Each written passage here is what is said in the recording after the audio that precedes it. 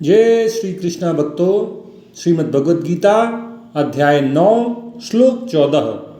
सततं कीर्तयन्तो मां यतन्तश्च दृढव्रताः नमस्यन्तश्च मां भक्त्या नित्ययुक्ता उपासते।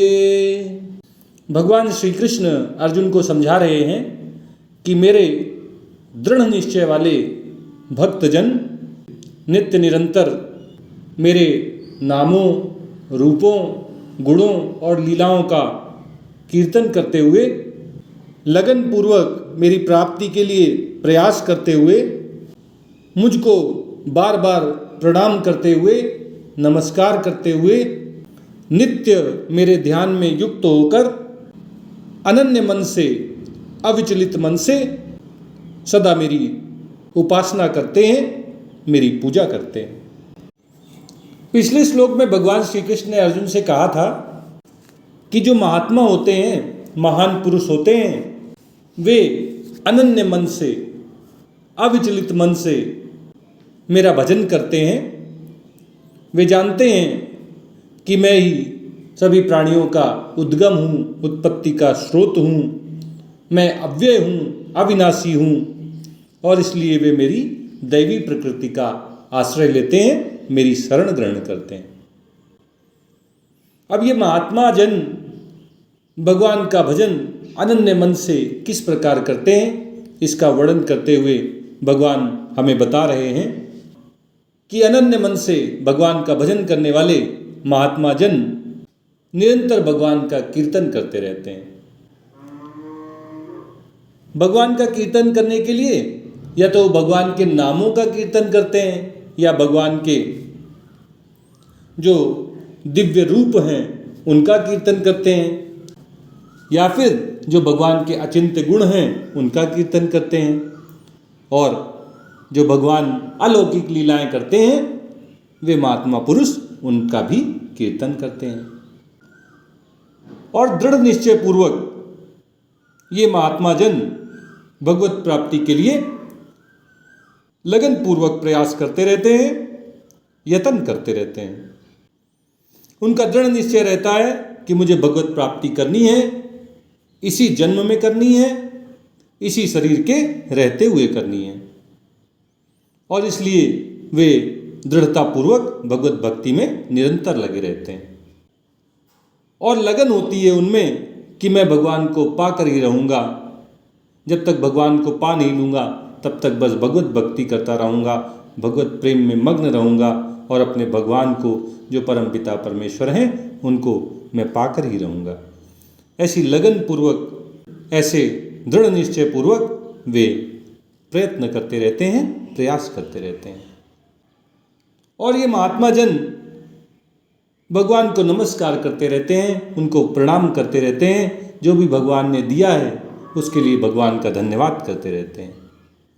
अगर सुख आता है तो भगवान आपकी कृपा से आया है, उनमें ये भाव रहता है, और अगर दुख आता है तो वे भगवान को धन्यवाद देते हैं कि भगवान मेरे तो कर्म ऐसे रहे हैं कि मुझे बहुत दुख मिलने थे, लेकिन ये तो आपकी कृपा है प्रभु कि आपने थोड़े से दुख देकर मेरा उद्धार कर दिया है, मुझे पापों से मुक्त कर दिया है।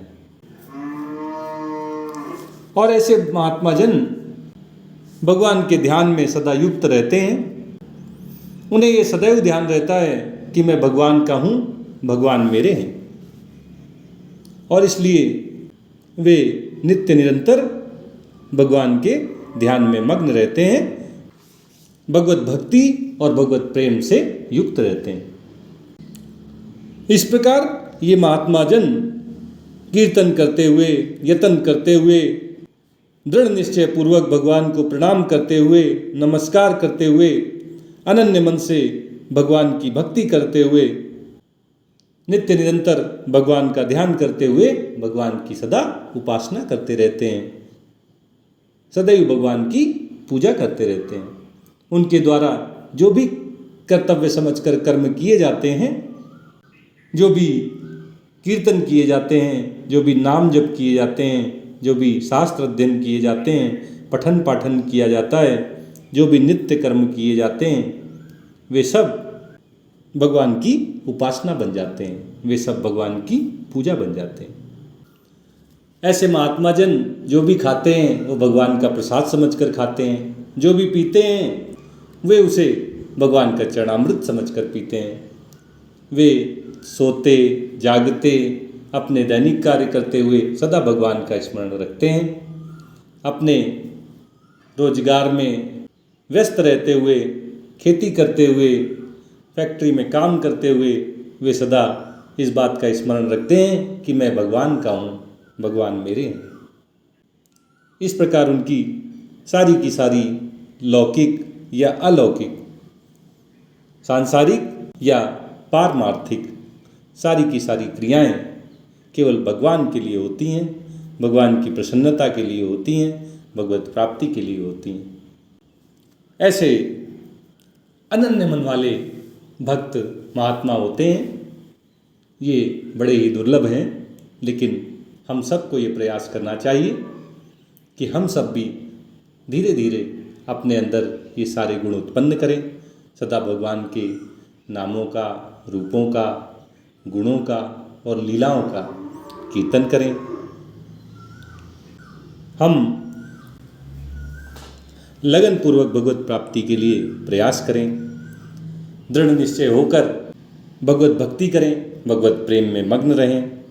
भगवान को हर किसी चीज़ के लिए जो हमें प्राप्त हुई है या नहीं प्राप्त हुई है नमस्कार करें, प्रणाम करें, उन्हें धन्यवाद दें।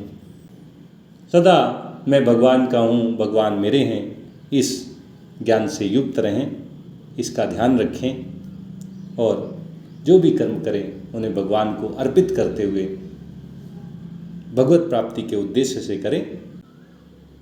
इस प्रकार हम नित्य निरंतर भगवान की उपासना करते हुए, भगवान की पूजा करते हुए भगवान के धाम गोलोक वृंदावन को प्राप्त हो जाएंगे, जहाँ हम सदा सदा के लिए आनंद पूर्वक भगवान के साथ रहेंगे।